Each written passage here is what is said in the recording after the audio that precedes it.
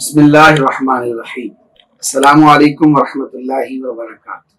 ایک نئے سلسلے جہان رضا کے ساتھ آپ کی خدمت میں حاضر ہوں۔ اس میں ہم ہفتے میں 3 دن ہدایت بخشش جو اعلیٰ حضرت امام احمد رضا خان رحمۃ اللہ تعالی علیہ کا نعتیہ دیوان ہے، ان کے اشعار کی شرح پیش کریں گے، اور 3 دن انشاءاللہ فتاوی رضویہ سے عقائد و احکام پر ہم بھرپور سلسلہ کریں گے۔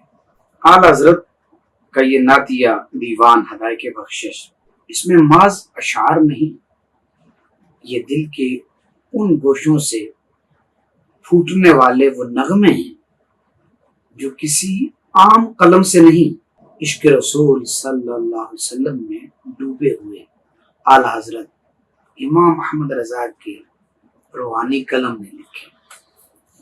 یہ ہدایت بخشش یعنی بخشش کے باغ، جہاں ہر شعر ایک پھول ہے، ہر مصرع ایک خوشبو، اور ہر لفظ عشق رسول صلی اللہ تعالی علیہ وسلم کی ایک جھلک۔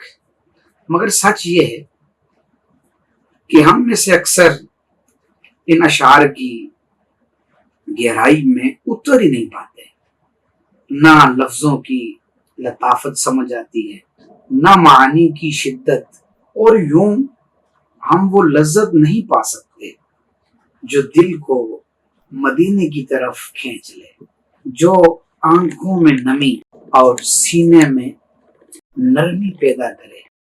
اسی احساس کے ساتھ آج ہم آغاز کر رہے ہیں ہدایت بخشش کی درد مندانہ شرح کا، تاکہ صرف زبان نہ پڑھے بلکہ دل بھی سمجھے، صرف دل نہ سمجھے، روح بھی سنورے، اور بخشش کا یہ باغ ہمارے سینوں میں کھل جائے۔ آئیے روزانہ ہمارے ساتھ جڑیں اور ہدایت بخشش کے ان پھولوں سے اپنے دل کی دنیا کو مہکائیں، اور بخشش کے اس باغ سے اپنے حصے کی خوشبو، اپنے حصے کے پھول اور اپنا حصہ ضرور حاصل کریں۔